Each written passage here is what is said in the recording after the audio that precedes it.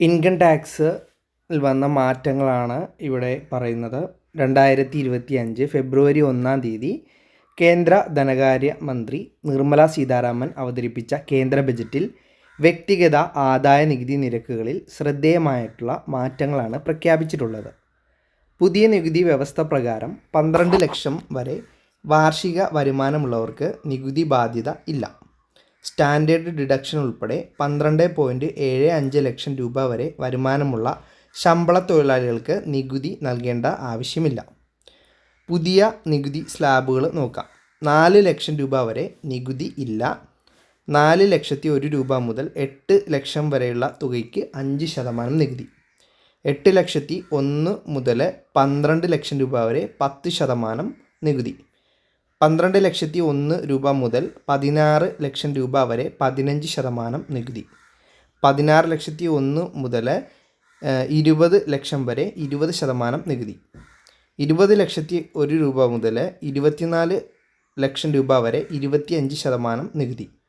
24 ലക്ഷം രൂപയ്ക്ക് മുകളിൽ ഉള്ളവർക്ക് 30% നികുതി എന്നിങ്ങനെയാണ് പുതിയ നികുതി സ്ലാബുകൾ. ഇത് 12 ലക്ഷത്തിൽ കൂടുതൽ വരുമാനമുള്ളവർക്ക് മാത്രമാണ് ഇത് ബാധകമായിട്ട് വരുന്നത്.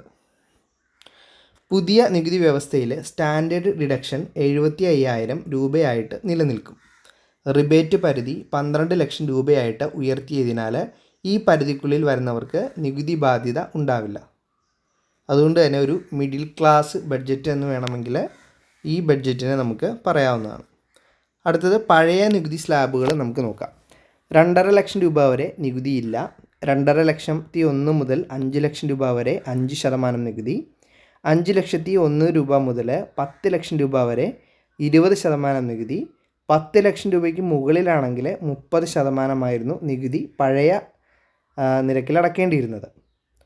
60 മുതൽ 80 വയസ്സ് വരെ പ്രായമുള്ള മുതിർന്ന പൗരന്മാർക്ക് പഴയ നികുതി സമ്പ്രദായത്തിൽ അടിസ്ഥാന ഇളവ് പരിധി 3 ലക്ഷം രൂപയും 80 വയസ്സിന് മുകളിലുള്ള സൂപ്പർ സീനിയർ പൗരന്മാർക്ക് 5 ലക്ഷം രൂപയുമാണ്.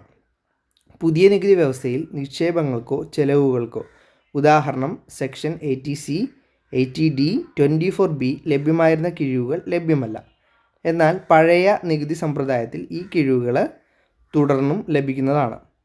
ഈ മാറ്റങ്ങളൊക്കെ 2025 ഏപ്രിൽ 1 മുതൽ പ്രാബല്യത്തിൽ വരുന്നതാണ്.